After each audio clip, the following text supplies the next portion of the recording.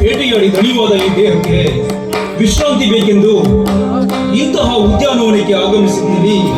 ಸುವಂದ್ಯ ನಗರದ ಮಹಾರಾಜ ಉದಯ ತೇಜನ ಏಕೈಕ ಸುಪುತ್ರ ರಾಜಕುಮಾರ ಅಭಿವನ್ಯ.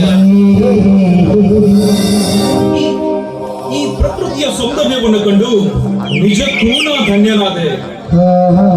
ಒಂದು ಕಡೆ ರಮಣೀಯವಾದ ಕೊಳ, ಅಲ್ಲಿ ಜಲಹಂಸ, ರಾಜಹಂಸ, ಚಕ್ರವಾಕಗಳು ಸ್ವಚ್ಛಂದವಾಗಿ ವಿಹರಿಸುತ್ತಿವೆ. ಇನ್ನೊಂದು ಕಡೆ ಹೂಗಳಿಂದ ತುಂಬಿದ ಲತೆಗಳು ಮರಕ್ಕೆ ತೊಬ್ಬಿಕೊಂಡಿವೆ.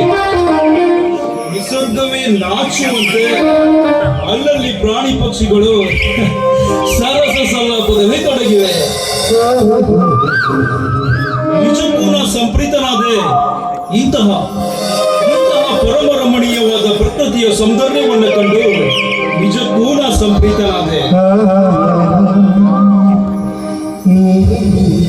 ನನ್ನ ಗುರು ಸ್ವರ್ಣರುದ್ರ ಮುನಿಗಳಿಂದ ಸಕಲ ವಿದ್ಯಾಭ್ಯಾಸವನ್ನು ಪಡೆದುಕೊಂಡ ನಾನು ಸರ್ವ ವಿದ್ಯಾ ಸಂಪನ್ನ, ಶಸ್ತ್ರವಿದ್ಯೆ ಶಾಸ್ತ್ರವಿದ್ಯಾ ನಿಪುಣ.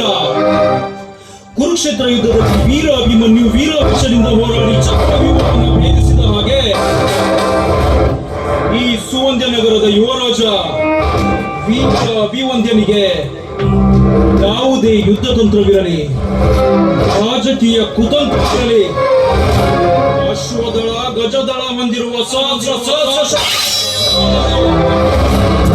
ಅವರ ಶಿರಚ್ಛೇದಿಸಿ ನನ್ನ ಸುವಂದ್ಯ ನಗರದ ವಿಜಯ ಪತಾಕೆ ಎಂದಿಗೂ ಕೆಳಗಾಗದಂತೆ, ನನ್ನ ಪ್ರಜೆಗಳು ಎಂದಿಗೂ ಕೂಡ ಶತ್ರು ದೇಶದ ಅಕ್ಷರಿಗೆ ಗುಲಾಮರಾಗದಿರುವ ಹಾಗೆ ನೋಡಿಕೊಳ್ಳುವುದು ನನ್ನ ಆದ್ಯ ಕರ್ತವ್ಯ.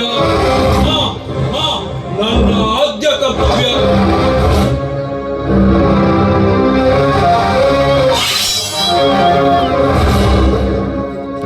ಉರುಳುತ್ತಿರುವ ಕಾಲಚಕ್ರಕ್ಕೆ ಅನುಗುಣವಾಗಿ ಗೃಹಸ್ಥಾಶ್ರಮಕ್ಕೆ ಹೆಜ್ಜೆ ಇಡಬೇಕು ಎಂಬ ಉದ್ದೇಶ.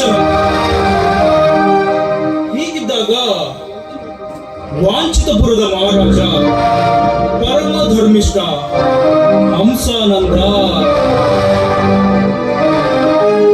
ಹಂಸಾನಂದನ ಸುಪುತ್ರಿ ವರುಣಿಕಾ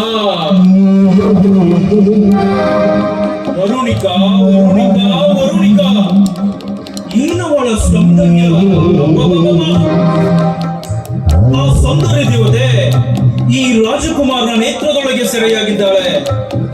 ಹಂಸಾನಂದ ಮಹಾರಾಜ ಯಾವುದೇ ಸ್ವಯಂವರ ಏರ್ಪಡಿಸಿದರು ಅದರಲ್ಲಿ ನಾನು ಜಯಶಾಲಿಯಾಗಿ ಆ ವರವರ್ಣಿನಿ ವರುಣಿಕಾಳನ್ನ ವರಿಸುವ ವರ ನಾನಾಗೇ ಆಗ್ತೀನಿ. ನಾನಾಗ್ಲೇಬೇಕು.